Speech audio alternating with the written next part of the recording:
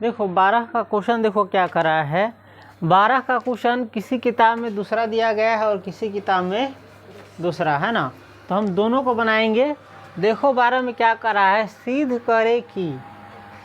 करे कि यानी साबित करे कि दो विषम पूर्णांकों का गुणनफल, यानी दो को विषम पूर्णांक के गुना करेंगे तो गुणनफल अवश्य ही क्या होगा, विषम होगा।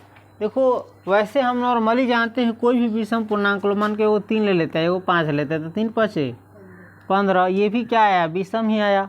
विषम पूर्णांक को यानी विषम संख्या को विषम संख्या से गुना करोगे तो क्या आएगा, विषम संख्या ही आएगा। अगर कोई दूसरा लेते हैं, मान के चलो वो 7 लेते हैं, वो 9 लेते हैं, दोनों विषम संख्या है, तो 7 नमा क्या होता है 63, यानी ये भी क्या आ गया, विषम संख्या ही आ गया। तो यानी किसी भी दो को विषम संख्या को गुना करोगे तो गुणनफल क्या आएगा, विषम ही आएगा। लेकिन हमको एक दो को नहीं दिखाना है, जितने भी विषम पूर्णांक है यानी जितने भी विषम संख्या है उसको किसी भी विषम संख्या के साथ गुना करने पर क्या आता है, विषम संख्या ही आता है, विषम पूर्णांक ही आता है। ये साबित करना है सारे जो विषम पूर्णांक है उन सब के लिए। तो चलो हम इसको कैसे बनाएंगे, देखो बहुत आसान तरीका है, यदि तुम समझ गया तो बहुत अच्छा है, ना समझ में आए तो उतना प्रेशर नहीं लेना है क्योंकि ये हार्ड क्वेश्चन है ना। चलो हम फिर भी समझाने की कोशिश करते हैं। हम जानते हैं कौन चीज़, हम जानते हैं कि विषम पूर्णांक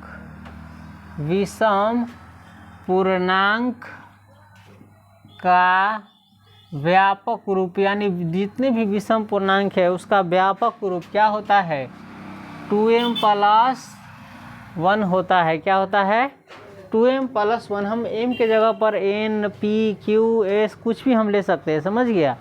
तो विषम पूर्णांक का व्यापक रूप क्या होता है, 2m+1 होता है। व्यापक रूप 2m+1 होता है। क्या होता है, 2m+1 होता है, जहाँ m क्या है, m कोई पूर्णांक है, m कोई कौन सी है, पूर्णांक है। अब कह रहा है एगो विषम संख्या को एगो विषम संख्या से गुना करोगे, यानी विषम पूर्णांक को विषम पूर्णांक से गुना करोगे, तो इसी को हम 2 बार कर देंगे। कोई भी विषम पूर्णांक होगा किस रूप का होगा, इसी रूप का होगा। तो मान के चलो हम इसी को गुना करते हैं, एगो 2m+1 है ना, और भी अगर कोई भी विषम पूर्णांक लोगे तो इसी रूप का आएगा। तो यानी हम कोई दूसरा पूर्णांक का भी हम यही रूप मान करके चलते हैं 2m+1, इसको गुना कर दिए है ना। ये भी विषम पूर्णांक है, ये भी विषम पूर्णांक है, और ये जो नियम तुम देख रहा है सारे विषम संख्या के लिए साबित हो जाएगा।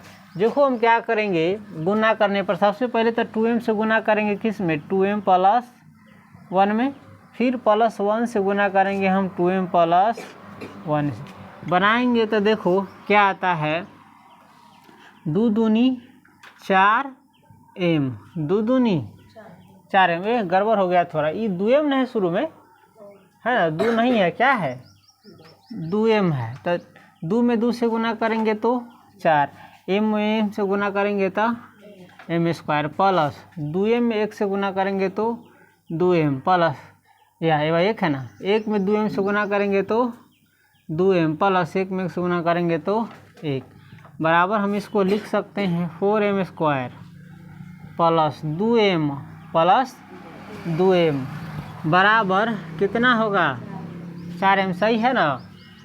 2m में 1 से गुना करेंगे तो 2m, फिर प्लस 1 में 2m से गुना करेंगे तो 2m, 4m प्लस 1 है ना, बराबर। देखो हम इसमें से देखो विषम पूर्णांक का रूप दिखाने के लिए अगर हमारा रूप यही चलाता है ना, तो विषम पूर्णांक हो जाएगा। चलो हम इसमें से 2 कॉमन लेंगे। विषम पूर्णांक का रूप क्या होता है, 2m+1।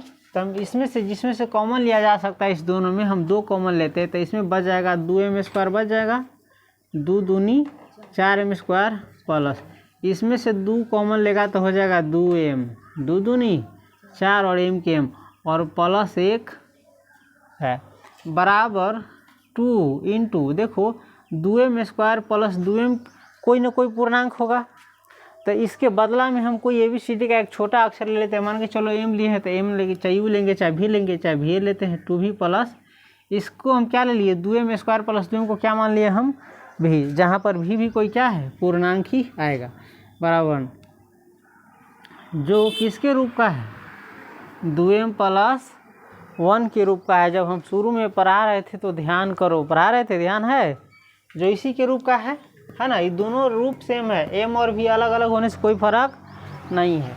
जो 2M प्लस 1 के रूप का है, रूप का है ना, जहाँ V बराबर हम क्या लिए हैं 2M स्क्वायर जोड़ 2M बराबर V, है ना। अतः लिख सकते हैं हम दो विषम पूर्णांकों का, अतः दो विषम पूर्णांकों का गुणनफल, विषम पूर्णांकों का गुणनफल क्या होता है, अवश्य ही विषम पूर्णांक होता है। बताओ फुलबुली में कितना दिमाग लगाएगा आदमी, पीठ पर चढ़ाएगा तो अभी खाली है तब ना दिमाग लग गया है ना। ऐसा ना दिया है ना